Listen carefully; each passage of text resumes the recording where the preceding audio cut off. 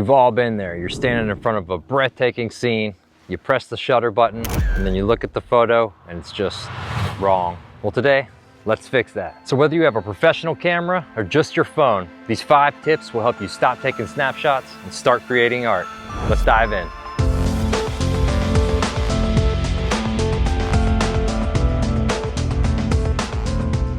Tip number 1, you want to master the best time to shoot. And usually this is golden hour. It's going to be the hour before sunset and the hour after sunrise. And that's going to give you the best overall lighting on your scene, where the light's soft, shadows are long, everything looks gorgeous. So that's the time you really want to aim to shoot. And you usually want to avoid shooting around noon, in the middle of the day. And that's when the light's really high and the shadows are really harsh, and it creates real contrasty scenes that are real hard to manage. And even if you can manage them, they don't look that great. There's always an exception to the rule. It works great for black and white or high contrast photos where you're going for that look. So don't always rule it out. These rules are meant to be broken. And my personal favorite time to shoot is during blue hour. And that's about 45 minutes before sunrise, 45 minutes after sunset. And that's when the light is beyond the horizon and it's creating that soft ethereal glow, and you can really create some different looks with long shutter speeds and transform scenes into unique art. So I personally like blue hour over golden hour, but golden hour is the king still. And a bonus tip, use weather apps to predict epic conditions, like high cloud for colorful sunrises and sunsets, fog and mist for atmospheric conditions, for storm light, lightning, and more. Being in these conditions is really what elevates your photography.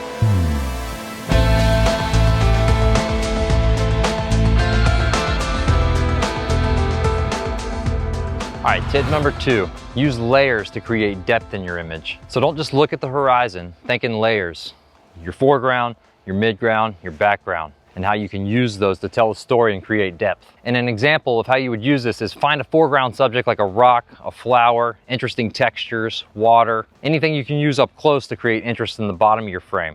Another technique is to get low, and that'll emphasize your foreground subjects, shrink your midground, and allow you to play with how much of the midground you include in the scene. Try to use leading lines to draw your viewer through the frame. Fallen trees, sticks, paths, water lines, all kinds of different things. Even negative space can be used. Use anchors that hold your image down, like the bottom of the frame or the sides of the frame, and use leading lines and shapes and different compositional techniques to really create a compelling image.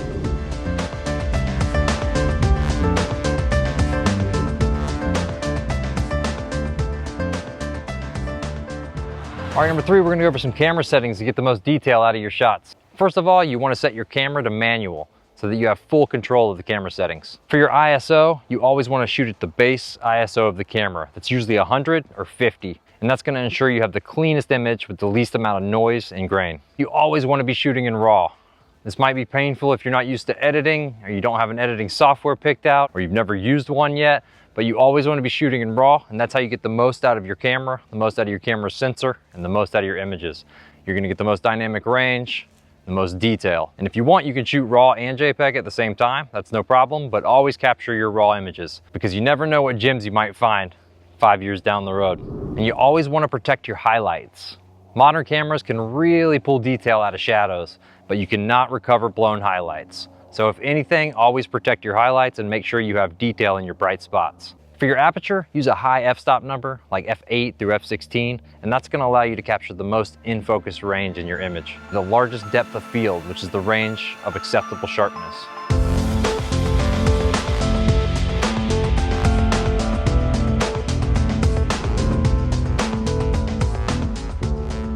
All right, tip number 4, you gotta have some decent stability. That's where the tripod comes in handy. You don't have to have anything crazy. I know they get insanely expensive, but this one here was about 100 bucks. I think 125 maybe at the most. It's decent, it's carbon fiber, it gets the job done. You might get annoyed with it like I do, but it does the job for most scenarios. Unless you're in some Arctic wind or crazy surf, you'll be okay. A sturdy tripod is essential for low light and long exposure photography. It allows for slower shutter speeds to get that smooth, silky water, beautiful water cascade textures, blurred clouds, and everything in between. A few things you might want to consider are weight, price, and functionality. Is it easy to hike with? How low can it shoot? These are some of the questions you might want to ask yourself about your specific shooting style. And another thing to consider is using a remote shutter. Most cameras have a 2-second, 5-second, or 10-second timer in there, and you're going to want to use that whenever you can. Sometimes when you're trying to time things, a remote shutter button is a lot easier, but most of the times you'll be just fine with the delayed timer in your camera. If you're shooting wide or regular focal length, the 2-second timer should be more than enough. But if you're shooting at a telephoto length, you always want to go to the 10-second timer to make sure you allow everything to settle down before that shutter releases. All right, tip number 5, you want to simplify and scout. Photography is the art of omission, so anything you can leave out that doesn't add to your story is going to benefit your composition.